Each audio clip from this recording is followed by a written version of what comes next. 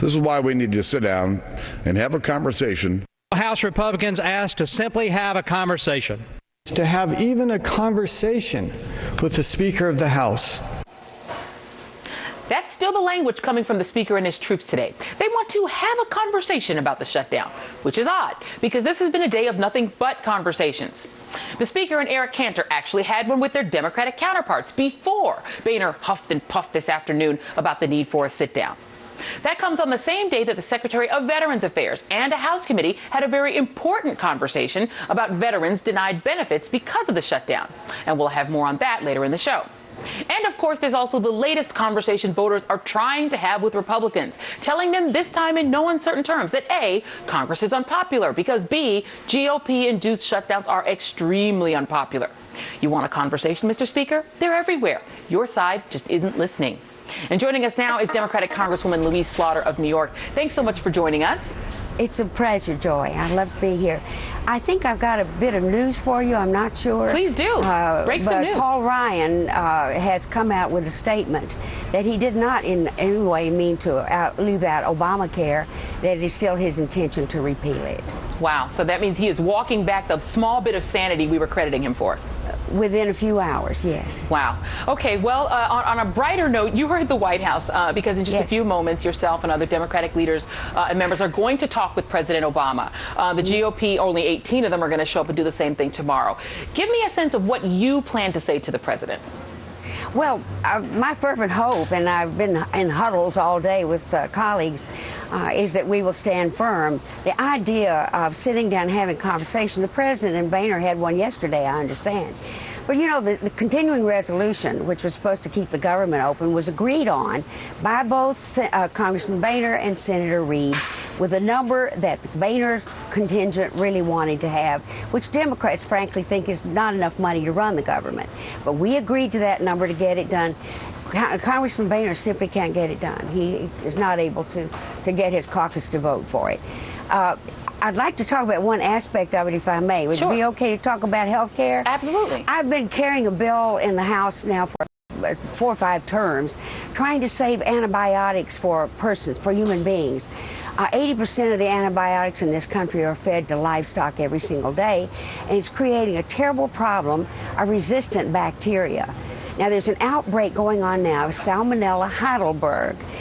40% of the 278 people who are already sick are hospitalized. That's twice as many as are normally hospitalized. 13% of them have septicemia, which means overall blood infection.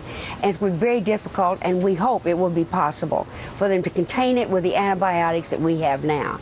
We could have gotten a much stronger lead on this and perhaps save people some of this anguish if the PulseNet, which is run by CDC, had been able to operate. It's really a network of healthcare facilities that keep track all over the United States of what's happening. It had to be shut down because the government shut down.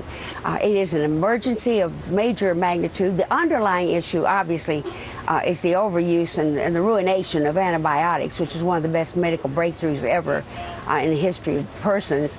But right now, we have a lot of sick people.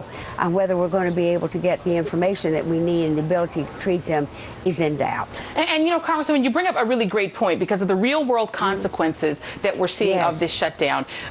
There's a lot of talk coming from your colleagues on the other side as if these things are shock, as if they were just something out of the blue. But there were warnings that bad things like this, like what you just described, could happen, including on this issue of veterans benefits. It's not as if this was a surprise. You had the Inspector General, the Auditor General of the Pentagon tell Congress that this could happen. Do you have a sense that your colleagues are just not being honest about pretending not to know these consequences could come? You know, I don't think they had any idea what they were doing. I seriously don't. They seem to be totally surprised that things were shut down, which would be the first thing you would think. If government shuts down, the government shuts down. But there was, you know, how they carried on over the monument that the veterans wanted to see. But what is really the most devastating thing is that they try piecemeal. They're trying to put back a government that they want. Now, all the veterans, most of the veterans agencies really repudiated them the other day when they decided to open a little piece of the VA. and said, we've got many more problems than the one you're addressing here. We've got to open the whole government, and we really got to fund the whole government as well. We're not only causing grievous harm in this country, but we're making ourselves look really like a third world country or worse in the eyes of the world. Yeah. And that hurts us as well.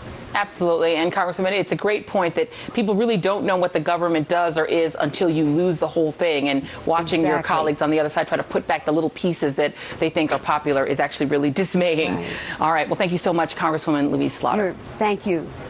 All right. And coming up, it ain't just another river in Egypt.